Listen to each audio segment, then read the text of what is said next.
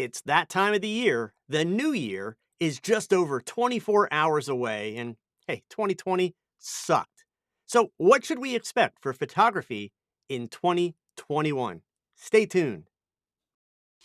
You're watching TOGCHAT Live, the only live show dedicated to the hows and whys behind creating consistently great photographs. Here's your host, Joe Edelman.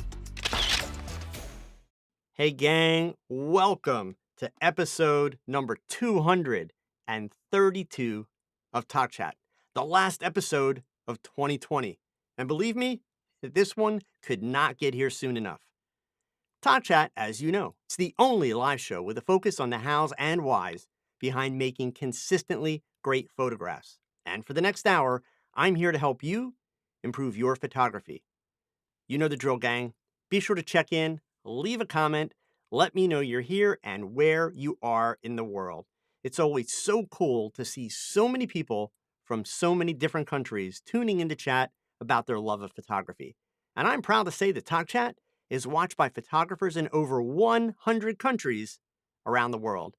Right now, we've got Lynn from New York, who made her usual last-second entrance, Eric in New Jersey, I got Alan in Denmark, Robert in New Jersey, Don in Michigan, Ken from Cheshire in the UK, David in San Diego, Patrick in Paris, Gabe in Miami. We got folks here from all over the place. Jim from Maine, Mitch in Northern Ireland, Pateo in Switzerland. John Edward is here tonight from the Netherlands. The baby must have given him a night off. Hey, I do hope that all of you are healthy and getting ready to make 2021 an amazing year. And of course, still wearing a mask, practicing your social distancing, staying safe. So, of course, gang, it would help a lot more people find TOGCHAT if you could do me a solid and hit that thumbs up below the video. It's right down there. Yep. I'm going to work really hard to help you with your photography in the next 60 minutes. The more thumbs up, the more YouTube will recommend the show to other photographers. And of course, while you're down there, you can go ahead and feel free to hit that share button. Let your photography friends know that we are streaming live on YouTube right now. Or, of course, you can share the link tog.chat/live. I just dropped it in the chat window for you. Twitter, Facebook, they're the fastest way to get the word out. And of course, if you're a member of any photography clubs or groups, please let them know about TOGCHAT. Don't keep it all to yourself. And don't forget that TOGCHAT is available for download as a podcast every week. And I'm just grabbing the link here for you guys. In fact, we talked about this last week, but we are now in the top 100 of all visual arts podcasts on Apple Podcasts and still climbing the charts. I'm sharing the link for you in the chat window, and of course, it's in the show notes below. Look, the podcast is a great way to get your weekly fix while you're editing or retouching, and each episode of the podcast includes content that you're not seeing here on YouTube, so don't miss out. The show's available on iTunes, Google, Spotify, Amazon, iHeartRadio, and we've just been added to Pandora as well. I post the podcast a few hours after the end of the live show each week. So, strap in. My discussion topic this week is a look ahead at 2021 and what photographers should expect in the upcoming year. Now, pretty much goes without saying that 2020 sucked. And fortunately, we have just over 24 hours left before we can kiss it, or better yet, kick it goodbye. Aside from photography, 2020 will obviously forever be known as the year of COVID-19 and the resulting pandemic. And it will be the year that not only changed our world and pushed us towards what will be a new normal, but it also changed our photography world for good and for bad. Certainly, it has been a brutally tough year for many in our industry. Work dried up and income was lost.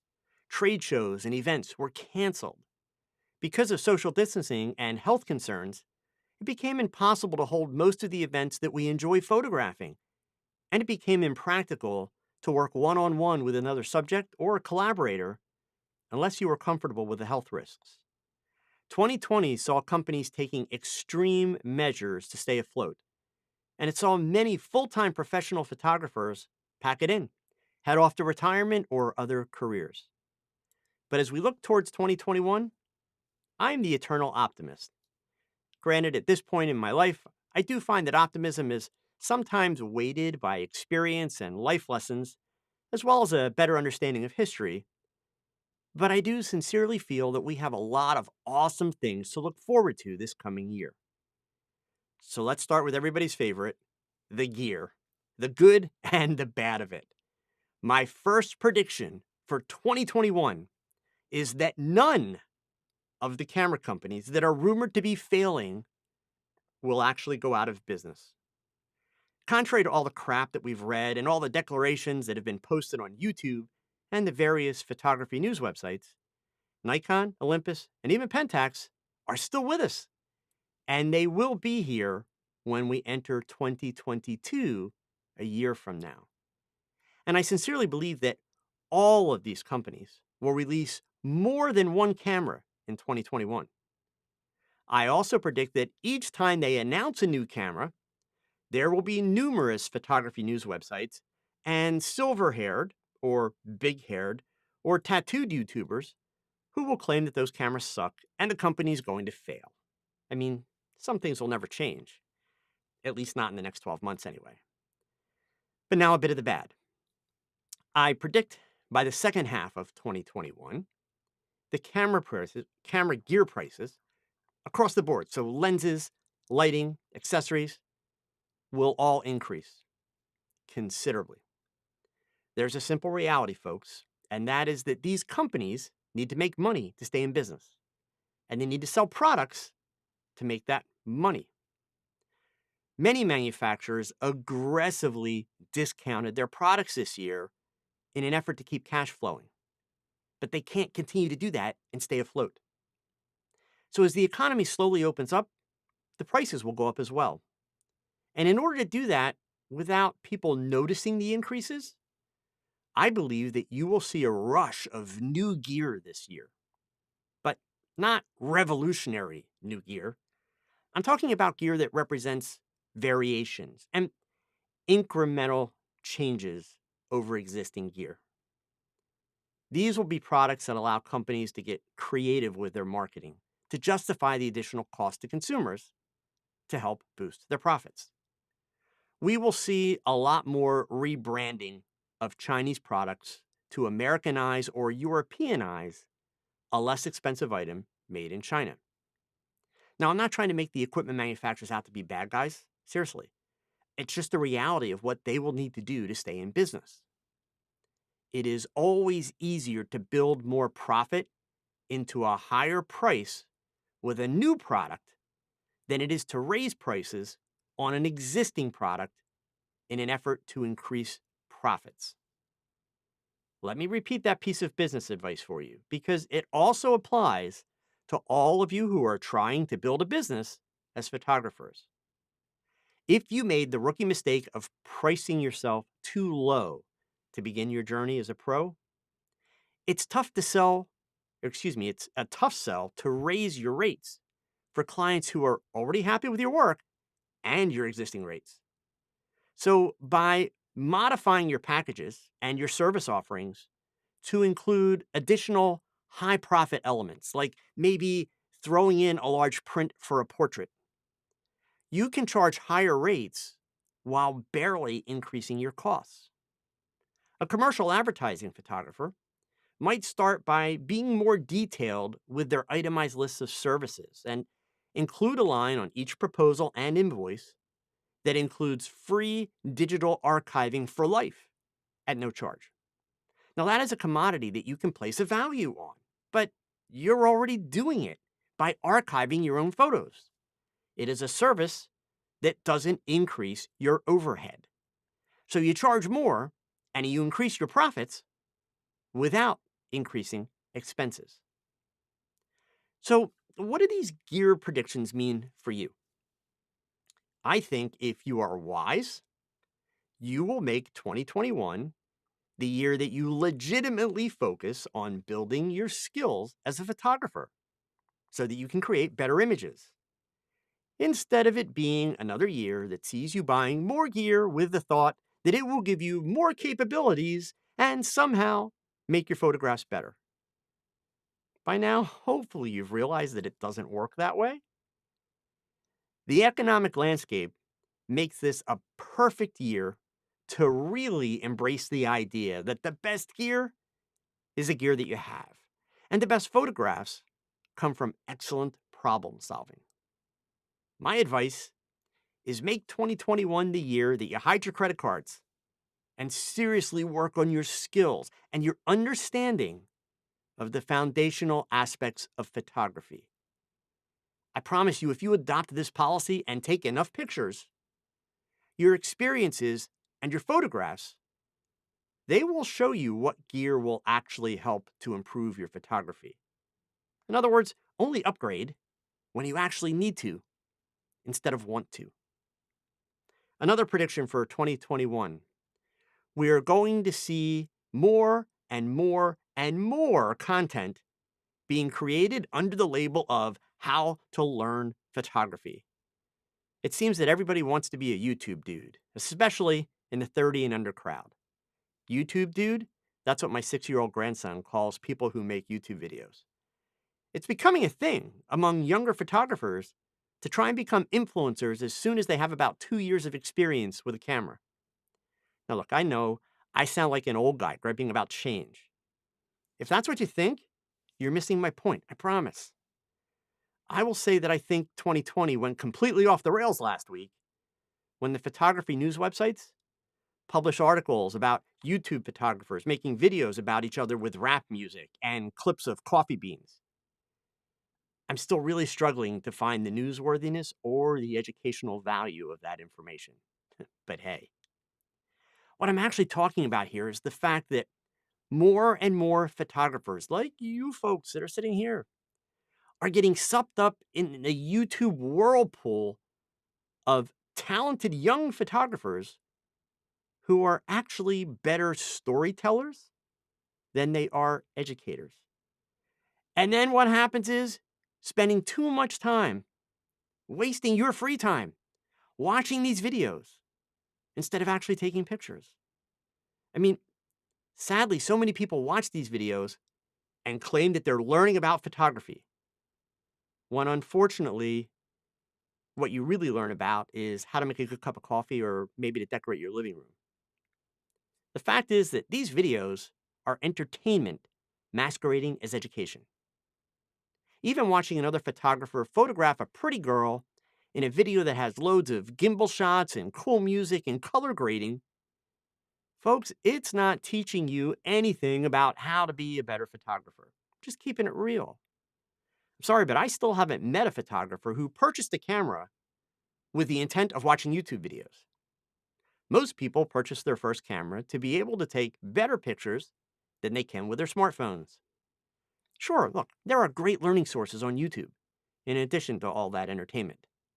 But if you don't actually pick up your camera and use it, all that learning is pointless and it will not be remembered. That's just science, folks. It's not my opinion. In fact, there's such a thing as too much learning.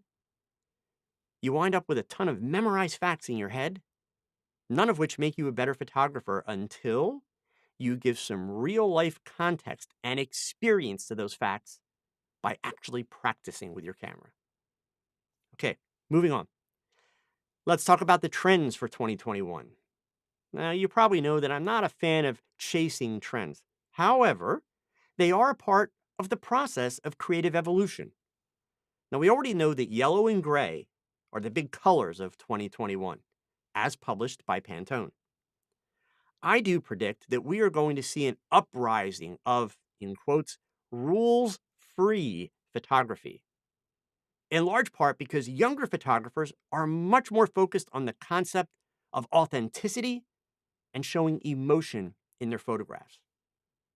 For many Generation Y and Gen Z, their photography is kind of like their therapy. It's part of how they explore their emotions and their feelings.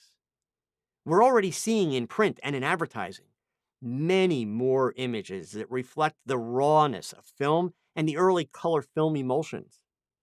These images are very similar in style and feel to images from the 1960s.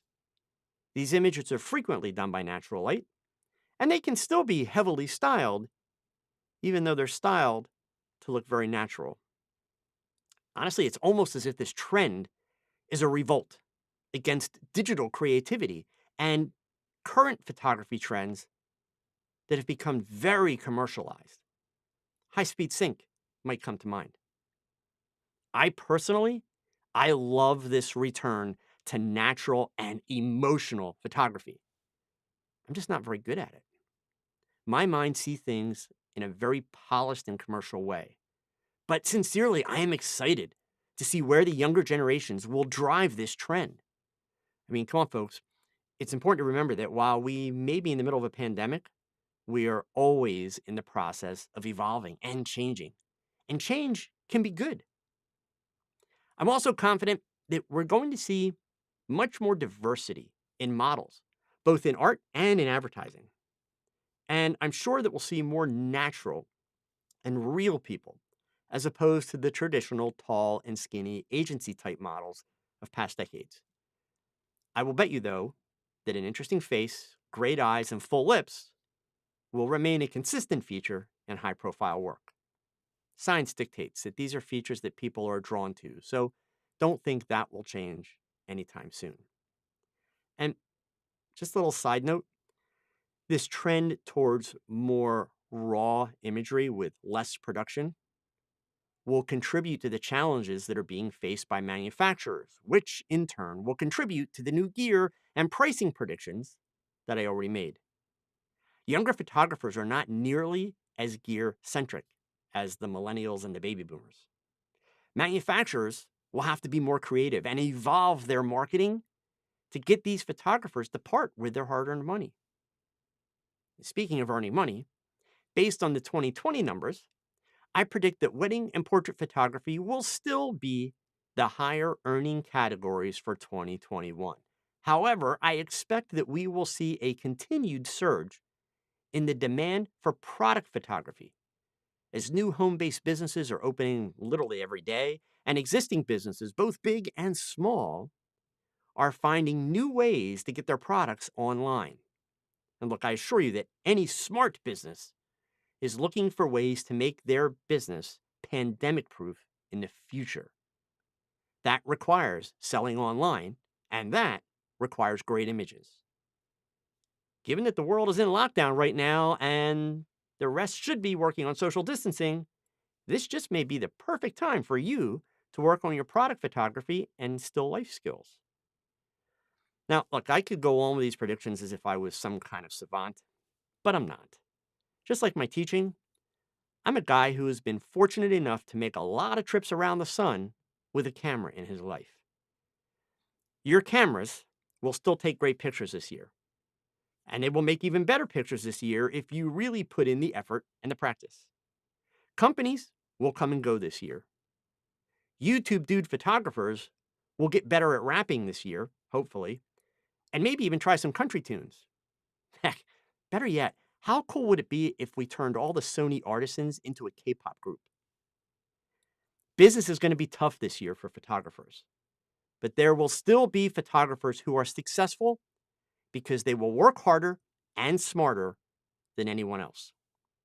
The pandemic, it's going to continue to make life hell for a while, but things will get better, and slowly but surely, as the vaccinations roll out, it is getting better. Our world and our industry are evolving, and for me, I intend to evolve with them. I can promise you that 2021 is going to be a year of growth and change for my teaching efforts, and that's good for you. I am committed to keeping the overwhelming majority of it free of charge.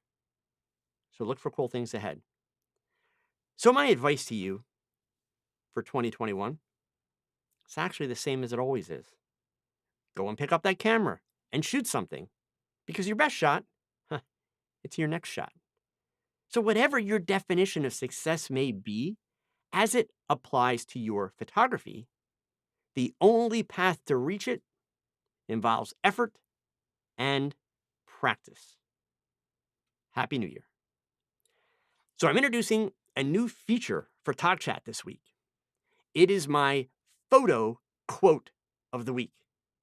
I know, that doesn't sound very exciting, right? But it's not really about the quote. It's about the photographer who is being quoted. Okay. I want to use this feature to start to introduce to you photographers that you may not know of, photographers who have had real careers. I'm talking about careers that had impact, photographers who have assembled a body of work that is truly worthy of admiration. These are all people that we can learn from. So, my quote this week, I'm sorry, I just want to switch my screen over there. My favorite words are possibilities, opportunities, and curiosity. If you are curious, you create opportunities. And if you open the doors, you create possibilities. That quote comes to us from the iconic fashion photographer Mario Testino. I love this quote because it captures a combination of the keys to success in both photography and in life. It speaks to the benefits of being an optimist and taking chances. Now, Mario Testino is widely regarded as one of the most influential fashion photographers and portrait photographers in the world. His images have been published in Vogue and Vanity Fair. He has shot campaigns for brands such as Gucci, Burberry, Versace, Chanel, and many, many more. He was born in Lima, Peru in 1954, and he began his career in the mid 1970s in London, England. Testino's images often mix masculinity and femininity, and his photographs almost always appear spontaneous, which is one of the things that I love most about his work. He has documented subjects from A-list stars, muses, supermodels, artists, as well as ordinary people from all walks of life. So I invite you to check out Mr. Testino's work. I have a link to his website and his portfolio in the show notes. I just dropped in the link in the chat window also.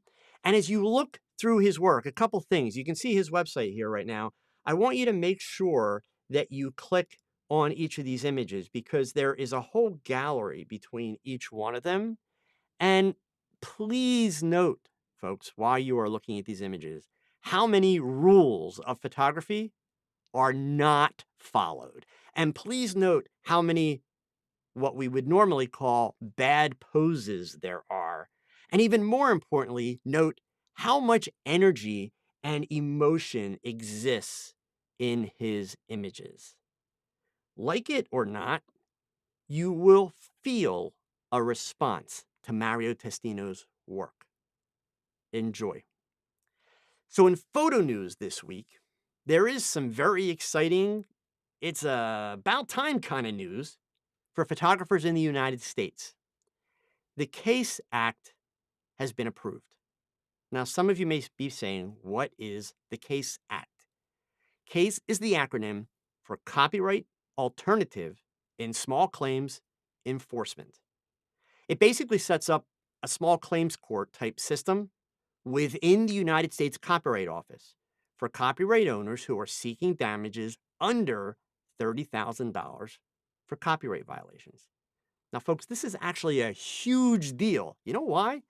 It could be a big step towards eliminating watermarks forever. I'm just kidding. Only in my dream would watermarks actually go away. But you see, the challenge was that copyright claims had to be filed in federal court. Most copyright attorneys won't take a case with less than $30,000 worth of damages. That meant if you were a photographer trying to recover a few $1,000s in damages for copyright violations, it could cost you 10 times or more the value of your case in order to go to court. The CASE Act allows smaller creators to take action without having to hire a pricey copyright attorney. So rather than file a federal lawsuit, photographers will be able to bring their infringement claims before a copyright claims board within the U.S. Copyright Office. The claims board will be a 3-member panel of experts in copyright law. This panel will be able to award photographers judgments up to $15,000 per work and $30,000 per claim, assuming that those works are registered with the Copyright Office. Now, many of us don't register our work with the Copyright Office, and that's a whole separate discussion.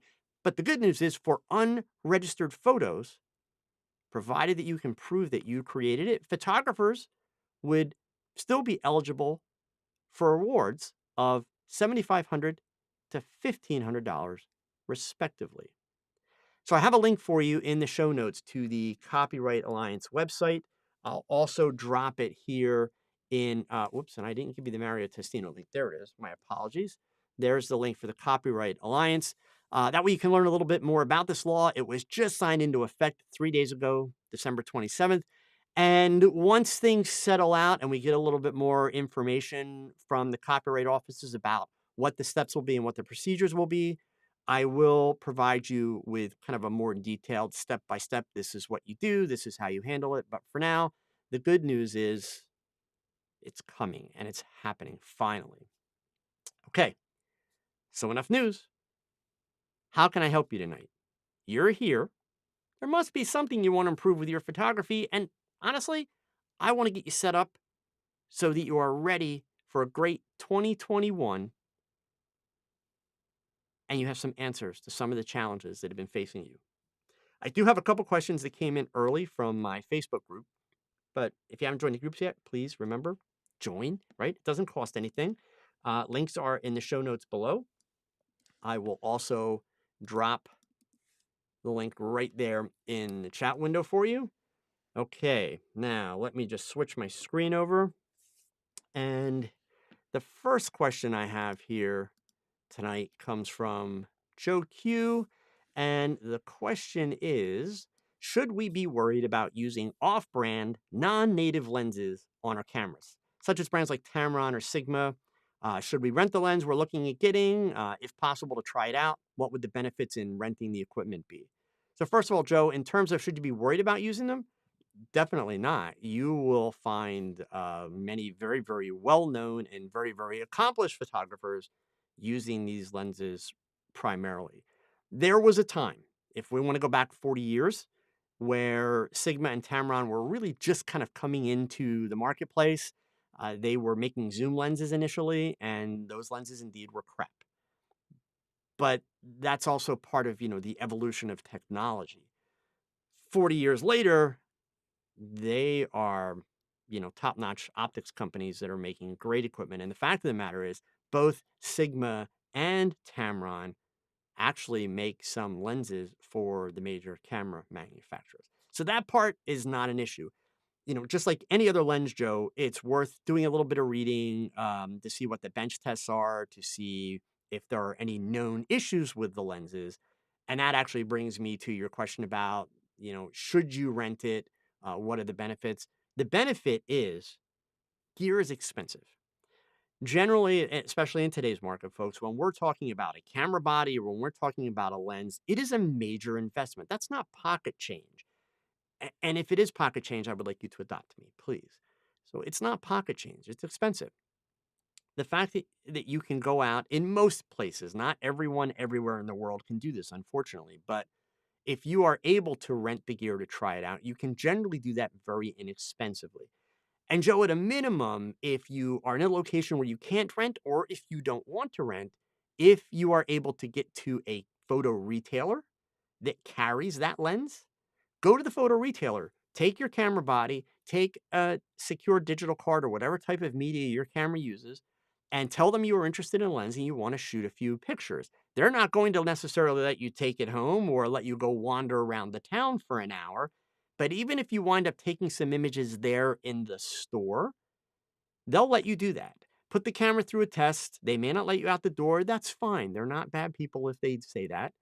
But put it to its test, put the camera, the lens, whichever, and then go home. Get away from the camera, avoid the shiny object in front of you. Go home, download the images, and take a look at them. That's actually the smart way to make a purchase. You shouldn't be buying gear ever because of someone that is on YouTube and what they told you to do or what they recommended. By all means, take that idea, take that recommendation, check it out, test it out, and make your own educated decisions. Gear is too expensive. And honestly, gang, it's too personal. You rely on your gear to create. So it's important that you're making informed decisions when you buy your gear. Really, really important. Okay. Next question that I have here comes from Vincius, and it is that LED ring light soft light that you use as part of your background on the right top of your frame over there.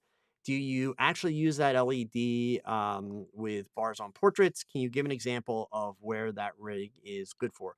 So, yeah, I've actually done videos with it and about it. So, let me switch over here and I'll show you on my YouTube channel. And I'm going to drop two links here into the chat window for you guys. The light that you're looking at and asking about, it's called Spekular. It comes to us from a company called Spiffy Gear. The two videos that you're seeing, the first one that I gave you the link to, that's all about the Specular light. It's actually a modular system. It's pretty awesome. The second one, where you see the specular light behind the model's head, it does get talked about in there a little bit. I also talk about some of the uses for it. The thing that I think you have to kind of factor in, Vincius, with regards to your question, there is there's no one light that is going to really do everything for you. I myself have always been reluctant to put myself in a box and adopt the mentality of I'm buying this light to do that and I'm buying this light to do that. Because the minute that I have that thought process, the minute that I accept that that set of parameters, I've now made it harder to be creative and think of other uses and different uses for that light. So I like to look at lights from the standpoint of what kind of light does this light create, or what kinds of light? Because in the case of the specular, it can be refigured as squares, it can be reconfigured as a panel, it can be reconfigured as a triangle. There's so many things that you can do with specular, and it's very configurable.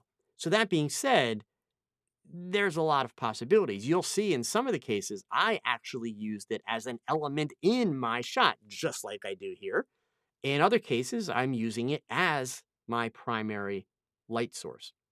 So it really is a matter of your budget. Where does it fit into your lighting needs?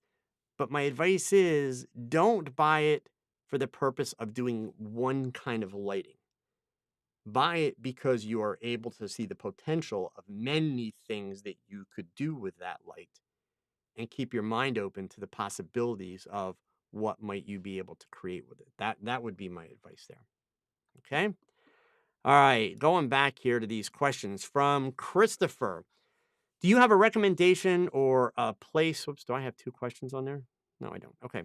A recommendation or a place to look at. Actually, I do have two questions on there, guys. I'm so sorry. There it is. That's the one I need to get rid of. Okay. Where you can get camera cleaning, adjustments made. I took my camera to a local place that adjusted my lens. I can't get a focus at mid range f5.6, 24 to 70. Oof. Okay. Christopher, for me, when it comes to the focusing capabilities of lenses, even though we can actually make adjustments on our own with the way some of our lenses focus, that for me has always been a hands off thing. I will not touch that at all. The reasons why I won't do it is because I remember the days when lenses were very, very finicky. They're not nearly as finicky now because we can adjust them. And I am of the mentality that if I've got a focusing issue with a lens, it's going back to the manufacturer. So unfortunately, I don't have some place that I could recommend to you and say, yes, send it to them. They'll take care of you right. I would recommend that you do one of two things. Primary, my best recommendation is send the lens directly back to the manufacturer. That way, it's getting repaired and adjusted and calibrated by the people who know that gear inside out and backwards. Or if you're going to find a local place, number one, do a little bit of research into the reputation. But number two, make sure it's a local place where you're able to actually have a face-to-face conversation with the repair person. There's not a lot of those around anymore. Most photo retailers, if you take gear in for repair and it's not a warranty repair, going back to the manufacturer, They have some place where they can send it out to get it fixed, but that's just it. They're going to send it out. So the retailer is really no more than a middleman. So my advice is you want to deal with the manufacturer or with the person who's actually doing your work. Okay. Next up on our list here. This was an interesting question. It's a long one, so I apologize for the small type there, folks. This is from David Barrett. I'm being asked to do some photography for my employer, who is a fire and water restoration company. They want real shots of us doing our jobs. The request is that when we have a large water job come in, meaning like flooded homes at 3 a.m., burst pipes, things like that he goes along to solely for the purpose of photographing the scene and the work that's being done. Everything from like prepping the equipment to drying out the homes, all those types of things. This is a sensitive time for people's whose homes are being swarmed with new people, their belongings are being destroyed. And besides being absolutely sure that they consent to the photos, David asked, do you have any advice to offer to someone new to that kind of situation? It's a balance in his head between the shots that provide value to my employer while being respectful to the homeowners. They certainly don't expect a photographer among the crew coming to save their homes. So first of all, David, I'm going to start from the end of your statement there, and you're very right. They don't expect that. So it's actually great that that's the part that you're struggling with. I think you're off to a very good start there. So you did mention kind of the obvious, but let's make sure we're clear there. It is indeed very, very important to make sure that you have the permission of these folks to do that. My advice would be if your boss will buy into this, if you are the guy taking the pictures, you should not actually, in that situation, be the one asking if it is okay. The person that's asking if it's okay should be the person who has had that initial contact with the client. In other words, I would assume when you folks go out to do work like that, there is probably, and I'm probably not using the right label, but a project manager of sorts who's kind of the boss, maybe a foreman, whatever. And that's the person who's going to be the primary contact with the client. That's the person that should bring up the idea of allowing photographs to be taken. And that's the person who should be doing essentially the negotiation of, is it okay if you are in the photographs? Not like you're going to pose the people, but, if they're in the background, is it okay that their belongings are visible and identifiable in the photographs, etc.? It is best if you're not the one doing that. The reason I say that is number one, that's kind of above your pay grade because that can get into legal scenarios. Number two, that gives you the ability as the guy with the camera to walk in and before you pick up the camera and start taking any pictures, it gives you the ability to show empathy. Seek out and make it a point to speak with the homeowner if they're there. I mean, if they're not there, well, then that problem's solved. If the permission's been made, you go do your thing. But if they're there, and, they're trying to go through their personal belongings and save pictures and clothing while your guys are getting in there with the fans and the pumps and all that kind of stuff. My advice would be to seek them out right away. Make contact with them, introduce yourself, tell them, give them your sympathies, let them know that you are really sorry for what they're going through, and almost behave as if you're kind of a third party. Obviously, you're not lying to them. You work for the company, but behave almost as if you're a third party in the sense of reassuring them. I know this is tough, but listen, these guys, I work with these guys. They're the best. They're going to take care of you. We'll get this place back together, in no time. Give them the reassurances that they want to hear. And then I would encourage you to begin photographing what you need to photograph without that much concern for them. Don't photograph them right away. If the whole deal is that you're able to photograph them going through stuff, don't do that right away. Make sure that you are purposely like going in a different direction and taking pictures. As you're doing your work, keep a little side eye on them just to make sure that it does not seem that they are too concerned with what you're photographing and how you're photographing it, and to make sure that it doesn't seem that they are being bothered by what you're doing. If you get any sense of that, you should ask. You should understand that there might be something about what you're photographing that's very personal to them. And even if it's just kind of the across the room thing of like, hey, is it okay if I photograph this? A little bit of gesture, do that. If you start out that way, you'll be fine in most cases because they've already agreed to make it happen. And those are lessons for me that I learned back in my newspaper days because as a newspaper photographer, it was pretty much a guarantee that I was walking into someone else's life with a camera, either at, the highest of highs or the lowest of lows. And of course, nobody really wants that photographer there when it is the lowest of lows, right? So, with the newspaper scenario, we were kind of forcing ourselves on that situation. But to show a little bit of empathy and have conversations with the people, it goes a long way. So that's where I would recommend that you start. I hope that helps. Okay. All right. I've got, let's see here. One more from the Facebook group from Anmar. My question might be strange, but how do you make and create new and different ideas? I usually struggle with that topic. Uh, Anmar, I like to tell people it's drugs. I promise, though, it's not really drugs. Um, it's a habit, it is a discipline, and it's really kind of a very long answer. So here's what I would recommend to you. I'm going to switch my screen over here really quick so that I can show you my website. On my website, and I'll share the link with you guys, I have a series of online presentations that I do. And the next one is January 14th. It's this one that you see here called Understanding Creativity to Improve Your Photography. It is a free presentation. It's 90 minutes long. It is live. I do them live. They're not recorded. They are completely interactive. You'll have the ability to ask questions, but basically this entire presentation is about the concept of how do you find ideas? How do you build new ideas?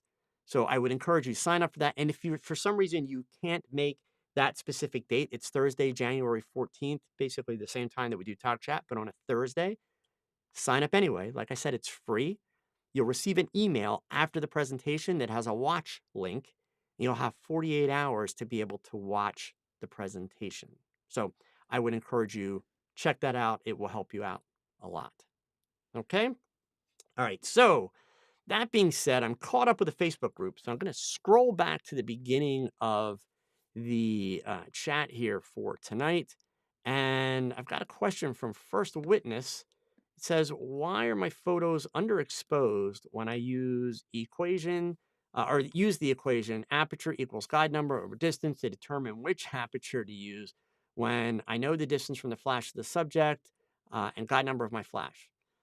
So, First Witness, you're not going to like my answer, but I can only give you my honest answer. The fact that you are asking me about that equation and you're quoting that equation, I have to be completely honest with you. I learned that equation when I was a teenager and I forgot it before I was done being a teenager. There's nothing wrong with that equation. But the fact of the matter is, the gear that we have today, the gear that is available to us, while it's good to understand that equation, it's not practical to actually run that equation.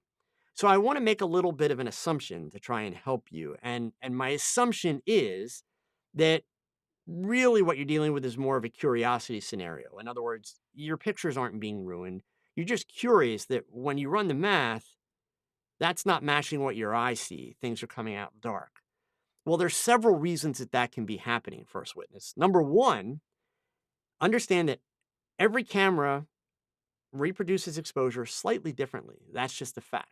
Understand too that assuming that you are using a digital camera and assuming that you are viewing the images on the LCD when you shoot to be able, and I mean, shoot it and then look at the LCD. If you're viewing them there to be able to determine is this properly exposed or is it underexposed or overexposed, we also have to ask the question, have you at some point adjusted up or down the brightness of your LCD? And for that matter, should you? Because maybe you do need to.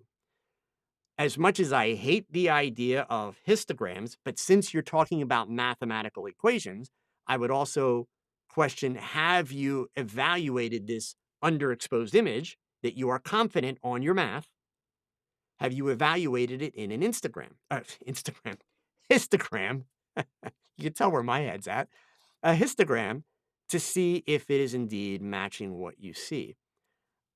Beyond that, I would honestly, and I'm not trying to be smart, but I would tell you forget the math and just switch over to auto or TTL. And if you want to work on manual, because I work on manual, if you want to work on manual, preview your images. It ultimately doesn't matter what your light meter says, because the problem, first witness, that you do have to understand, and this is really, really important, the concept of correct exposure, you cannot determine that by a mathematical equation. Correct exposure, I mean, all of us here, we photograph people, we photograph landscapes, things like that. There is no such thing as perfect exposure, because all perfect or correct exposure, it's subjective. It's based on what your taste is, what you like to see. So my honest advice is just ignore the mathematical equation and trust your eyes. That's how I would approach it. Okay. Next up here from, let's see, Cooley. I saw you have a question, and let me get the first part because I asked him a question back. It says, my question is, do you do point of sale when photographing seniors and family? And I wasn't sure exactly how he was using that phrase, point of sale. So I want to scroll ahead here and see if I can find his follow up, because he did give me a follow up. He said here that he is doing a tethered shoot. They see the image and they order using a dye sub printer and Lightroom. Okay, so this is a scenario where you're basically doing maybe like events or groups or things like that. Then, if I were you, Cooley, I would definitely be doing some type of point of sale, whether you are using a credit card swiper on your phone and an app like Square or Stripe, or for that matter, even PayPal. I would definitely encourage doing that. You don't want, if you're going to give the product right then and there, you certainly don't want to be doing something where they're going to pay you later. But the other reason why I would want you to do point of sale and collect all that information right then and there is because you want your customer's contact information. You want their email address. If you are doing good work at this event with the photographs that you are taking, and you should be doing that work with the idea that, yeah, you're going to get paid to take their picture and give them a print, but you want to sell them more prints. You should be reaching out to them via email within a maximum of 48 hours after that event, sending them a digital proof or even proofs if there's multiples. You can watermark them, they're proofs, and including information for them to be able to order more and additional prints. That's very important. Don't cut yourself off at the knees by just looking at what can I make that night. If the images are good enough, if you're showing enough personality, if the people are having fun and they look like they're having fun in the pictures, those kinds of pictures, just like I was talking about Mario Testino's work, and just like I'm talking about work that's being done by younger photographers that has emotion and energy and is creating moments. If you create great moments, you can make great money. It's really important. So you want to be able to follow up with additional sales opportunities. I hope that helps. Okay, so now let me get back to where that first question was here. And let's see, where are we at? From Alan. I got a new hobby. I photograph dust on my photo gear that I haven't used in 7 to 8 months now.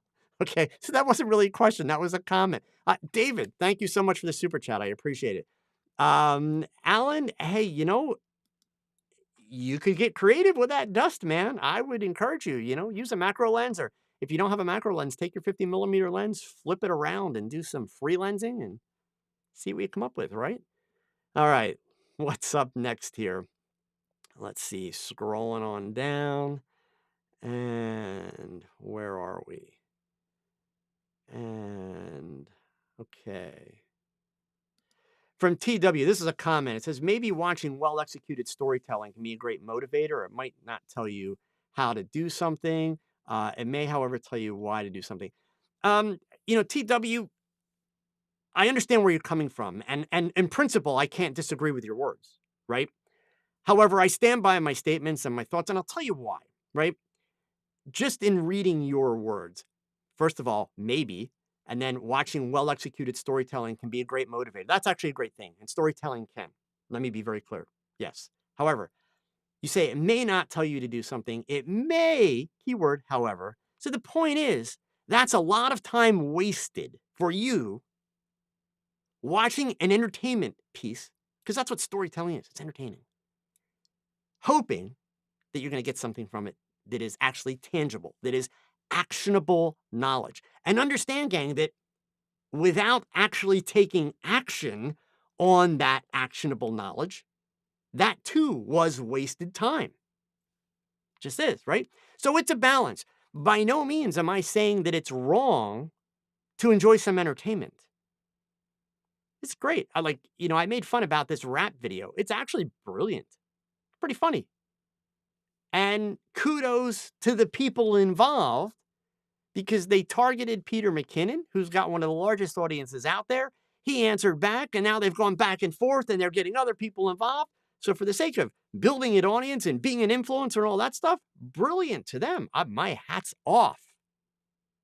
But they're not teaching us anything in the process.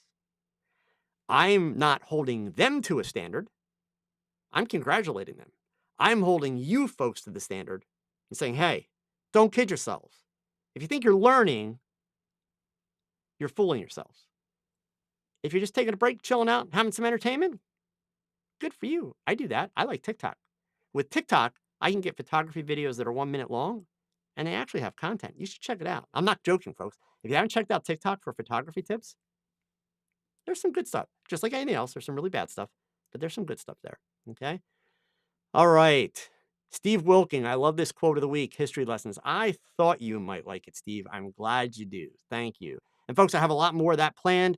It's going to be a thing every week, again, to give you a new photographer to go off and look at, and also to try and purposely skew the perspective, meaning I'm going to tell you what I like about them and what I want you to see them, not to tell you how you're supposed to learn, but really to make you look for it so that you're going to be in a position where you're kind of gauging your experience against what I've suggested, and it makes you think. That's really the idea. So yes, I'm glad you guys liked it. There will definitely be more of those.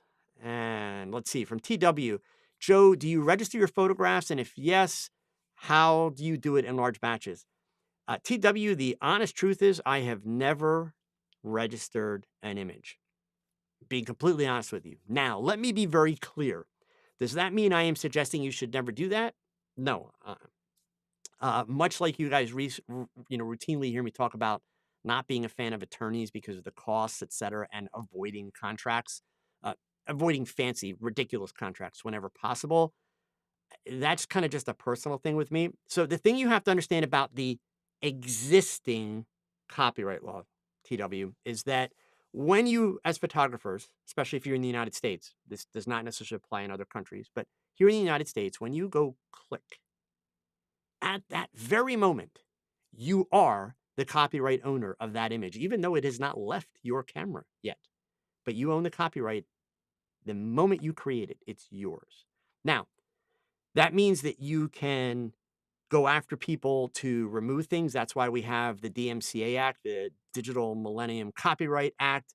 You can have images removed from places online. And the best part of it is all of the major websites today and all the major web hosts respect the DMCA Act.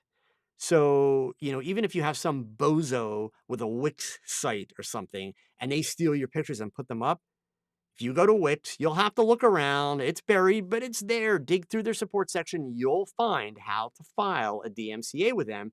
And as long as you provide the necessary proof that it's yours, they'll remove the image. It'll be gone. Done. Problem solved. So I'm not one of those people that feels I have to sue people all the time. So I've never done it. I've had people abscond with my images. I've had people post them online. I filed the proper, forms, and I've gotten them removed. No hassles. So should you do it? Honestly, to me, the first thing you have to ask yourself, and it's a real kind of gut check, gang, because obviously it's going to impact your wallet.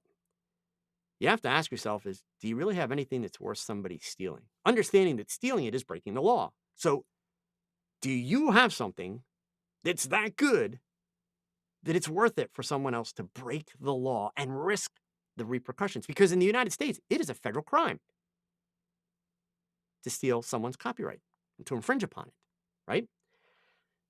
So for me, that's kind of thought process. Now I know if I have any attorneys in the group, they're all like going for ice packs right now, but that's my answer. I don't do it. I would recommend to you, however, if you're going to do it in larger batches because otherwise it becomes extremely expensive, right? Okay. From Patrick, what do you think about CGI? Should we as photographers, especially product photographers, get more concerned by it as manufacturers, example IKEA, tend to do more and more to replace photography by CGI? Patrick, that's an interesting question, and especially I know that you are, working on building out a portfolio of product photography and the like. I think that you should be concerned by it. I think that it is definitely the future. I think that ultimately, just like anything else, things evolve. Is it going to reach a point where it is cheaper for companies like IKEA to create their advertising photography and their product photography via CGI than it is to take an actual photograph? Yeah, it is. But I also think if we look backwards, oftentimes, folks, history can teach us a lot about the future because history does repeat itself. Anybody ever heard of the pandemic of 1918, right? History does repeat itself. So, one of the things that took place in most countries around the world, Patrick, and I can't speak specifically to France. I know you're in Paris. Back in the 1980s, it was a big thing for many governments to institute truth in advertising laws. Here in the United States, the company or one of the companies that our government went after aggressively was Campbell's Soup, a soup company. And they kind of used them as the poster child of why they had to implement these truth in advertising laws. And the simple example was you would see an ad of Campbell's Soup, and the vegetables in the soup were like bounding out of the bowl of soup. Like there's a ton of vegetables. And then you go to the store and you'd buy like a 90-cent can of Campbell's vegetable soup and you put it in your bowl and you'd add in the can of water. And it's like you couldn't see any vegetables. What they were doing, and it was a common practice for food photographers, is they would put marbles in the bottom of the soup bowl and then pour the soup on top. So the vegetables were sitting on top of the marbles, which made them stick out. It made it look like there were a lot of marbles. There is a really good argument, Patrick, to say that all of this computer technology, the better it gets, yes, it's going to have a financial impact on commercial and advertising photographers. But what's also going to happen is people are going to take advantage of the CGI and they are going to start creating images that don't accurately represent the products. I mean, I'll tell you honestly, this Christmas with the pandemic, my wife and I, we did all of our shopping for our grandchildren for toys and things like that on Amazon. And our two grandkids, they have everything. Danny, thank you so much for the super chat. I'll get to your question in just a second. Our two grandkids, they don't want for anything. They've got pretty much anything and everything. So it's actually hard to shop for them. And I spent a lot of time looking for things that were STEM oriented, science and technology and math and that would, promote that kind of learning. But I was devastated when I got quite a few of the things that I purchased for them to find out how ridiculously small they were. And more fool me, in a few of the cases, I should have read the actual dimensions closer. In other cases, it didn't actually provide the dimensions. But in the images, things looked much bigger. And there were things included in the images that made these products look much bigger. I believe we're going to reach a point where we'll go through that whole scenario again, where we're going to get to the point where, computers, people are going to get carried away. Now, does that help photographers at that point? I'm not so sure that it does. But I think your challenge, Patrick, and I know you personally are off to a good start with it, your challenge is not so much in your photography. That's very important because that is the foundation behind this conversation. But your challenge is in your creativity, right? Understand, gang, that anybody can take a picture. Anybody can learn how to get a proper exposure. Anybody can learn how to make sure that something is lit well, et cetera, et cetera. But not everybody is as creative. So understand, gang, that I don't care if you're doing weddings, portraits, products, doesn't matter what you're doing. In addition, of course, to learning the foundations of photography and being able to take a technically sound image, the key to your success, and of course, in addition to working harder than the next guy, the key to your success is your creativity, being able to offer something that somebody else can't. So that's where I would ultimately put your focus. But would I look to maybe move away from product work and things like that? No, definitely not. Keep going because you, Patrick, you're doing great work. So, okay. All right, heading on down here. I want to try and get these other questions in. So, Danny from the super chat, I've heard rumors about a Pen F2 coming in 2021. Is there any truth to this? I'm really looking to get a rangefinder style type camera for travel. Honestly, Dan, I feel guilty for taking your $5, man, but I have no idea. People assume that as ambassadors, we know everything about what's going on with the company, and while from time to time we do get inside information, you have to understand that right now the company is going through the transition to JIP from Olympus. In fact, I was actually at Olympus headquarters just the other day. I had to pick up a light stand that I had left behind, and they've already started moving all the Olympus camera stuff out of the building, but I don't even know where it's going. We haven't been told yet. We've been told there will be ambassadors, but we don't know how many. We don't know what the status is. I don't know if I will be an ambassador for Olympus after the beginning of the year. So unfortunately, I don't know. I've heard the same rumors, um, but I really have no idea. And I promise, as soon as I'm able to tell anybody, I will definitely share that. Okay. Um, Patrick Burnell asked here, since you don't register your photos, do you use a watermark on your photos? No, Patrick. Clearly, you don't know my history with watermarks, and that's okay. I'm glad that you're here because you're probably somewhat new to me. Watermarks are for wimps. That's the nicest way I can put it right now. Watermarks are obnoxious. Watermarks, for me, my opinion, they are for insecure photographers who are doing less than outstanding work, who want to make it seem like there's something special. The only reference I'll give you, Patrick, is think of the most iconic, most amazing photographers that you appreciate. Forget Joe Edelman. What do I know? I'm some guy on YouTube. Think of these amazing photographers and then do me a favor and go look at their websites. In fact, I shared Mario Testino's website tonight. Go look at the photographs on his website and then tell me how many of them use watermarks. They don't. They create work that is recognizable. They create work that people respect and appreciate. And they create work that is uniquely theirs. So instead of worrying about trying to tell people who took the picture, just take great pictures. And the rest takes care of itself. Okay? That would be my advice. Let's see. From Charles, have you had a chance to use the DxO Photolab 4, the Deep Prime for noise reduction? I have not, Charles. I'll be honest with you. I I just really have no interest, to tell you the truth. Um, I may get a little bit more involved with that stuff after the first of the year with some of the changes that are coming, but at this point, I just really haven't had the time. Okay. Let's see here. Scrolling on down. Cooley Priestley, are you ever going to do a class out of your studio? Um, yeah, maybe when we're also out of a pandemic, but not while we're in a pandemic, Cooley. Unfortunately, while I'm right at the bottom of that age that they worry about, unfortunately, my wife is immunocompromised. I haven't done a shoot in my studio with a model since March, and I won't. That's of this year. I won't be doing any anytime soon.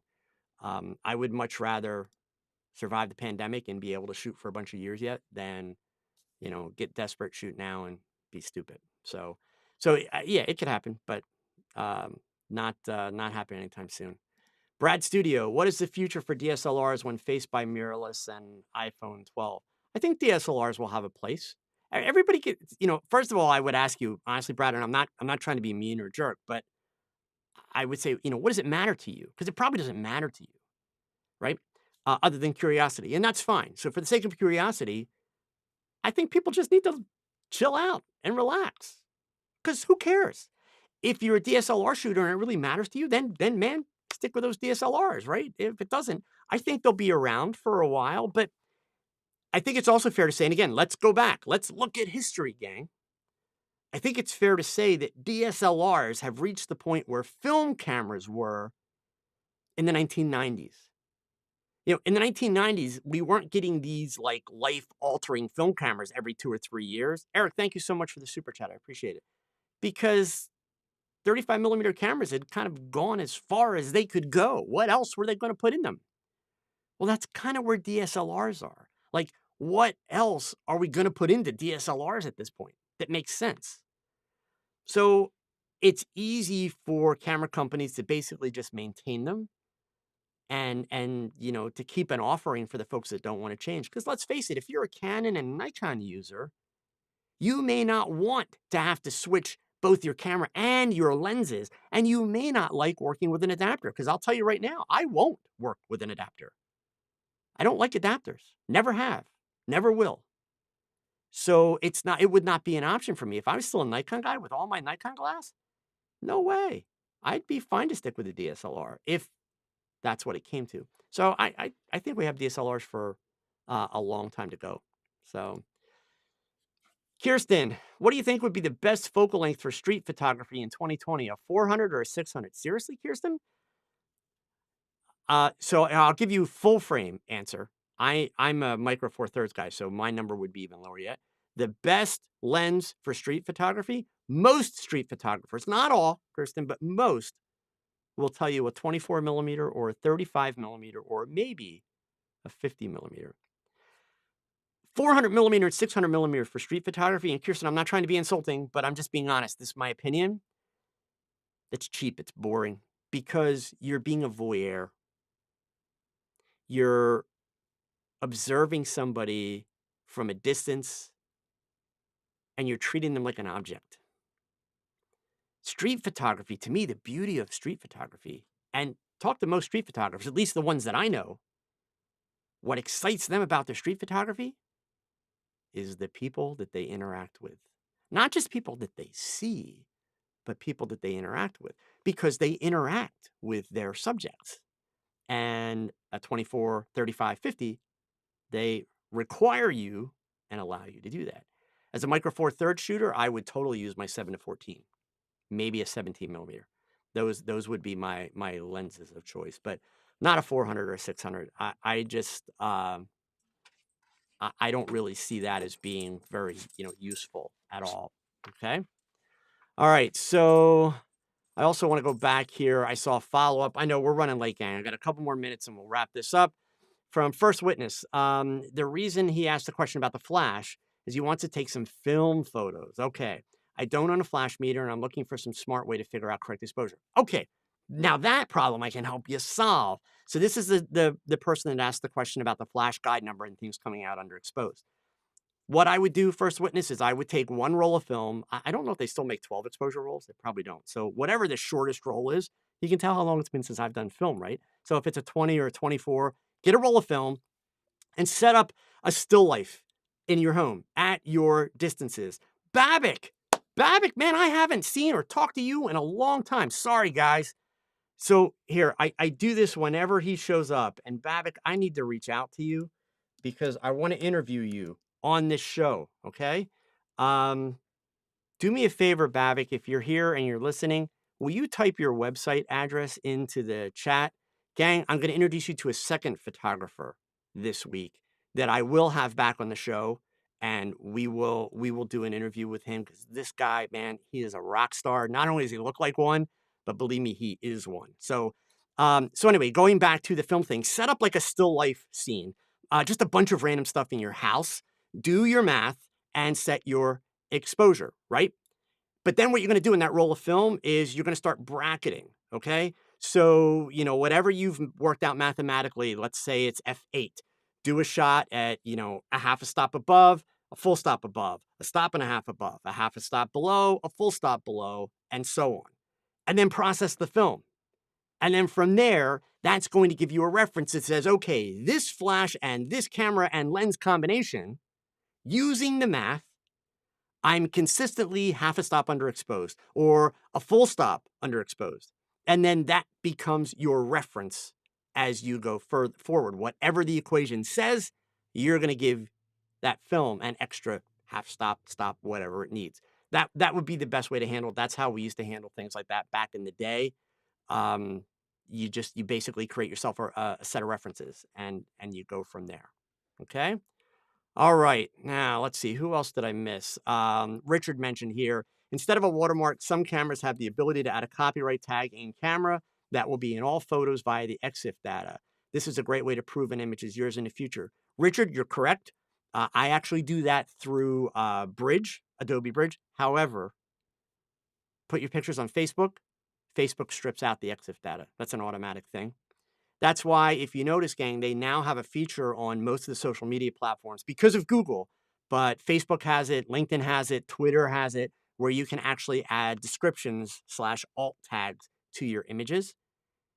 It would be so much easier if they would just pull that from the caption in the EXIF data, but they strip all the EXIF data to save hard drive space. And now they're giving us the ability to type it back in, but that way we're only typing in one line of text as opposed to all the EXIF data that goes with the file. So that's the challenge there. Okay. Let's see here. Who am I missing? I got a couple more left here. Whoops, I'm clicking the wrong button. There it is. From TW, Saul Leiter and Ernst Haas did a lot of street work in color with long lenses. Yeah, again, TW, there's a lot of photographers that do long lens street work. I shouldn't say a lot. I'd be willing to bet if we looked at the greatest street photographers, it's a very, very small percentage that do long lenses, but they exist and they do interesting work. For me, I'm just not that kind of photographer. And again, you folks know how I talk about the idea that I'm all about my interaction with people. I'm a photographer because of the access it gives me to people. And so to work with a 400 or 600 millimeter, I don't know, that kind of takes the fun out of it. That's really the challenge. Okay. All right, gang. It is time. That's going to wrap things up. Okay, here. I got one more. Dwayne, you got in at the last second. So let me get Dwayne's and then I'm going to call it a night here. All right. Are you a fan of the highly edited pictures on Instagram and others? Do I need those types of images in my portfolio? Dwayne, my images are highly edited. So I guess you could say I'm a fan. It's all about context, right? And it all depends on what the image is and what the image is for, right? So that's really, what it comes down to. Even, we talked about Mario Testino earlier. If you look through his work, you'll see images that are very raw and look like they're straight out of camera with film, and you'll see images that are clearly highly processed. It really depends on the context. So your question, do I need those images in my portfolio? It depends really on what type of photography do you want to do? What kind of photographer are you? What are you trying to accomplish, right? That would be my answer. Okay. Awesome stuff tonight, gang. That pretty much wraps things up for this week. So please get some rest. 2021, it's just over 24 hours away. And gang, come on, we all need to kick some ass next year, especially after this year. And before I sign off, I want to take a second and I want to thank all of you for your support this year. Without you, I would not be able to do what I do. And I want you to know that I sincerely appreciate each and every one of you. And I want to see you achieve all of your goals with your photography in 2021. So thank you for tuning in and for a great night to cap off a great year of chatting about all things photography. Don't forget to download the podcast later this evening. And I hope to see you again next Wednesday for the first TOGCHAT of 2021. In the meanwhile, stay safe and healthy. And whatever you do, please remember these words. Thanks for watching this episode of TOGCHAT. Don't forget to download this week's podcast for even more TOG knowledge. The link is in the show notes. Now go and pick up that camera and shoot something, because your best shot, it's your next shot. Adios.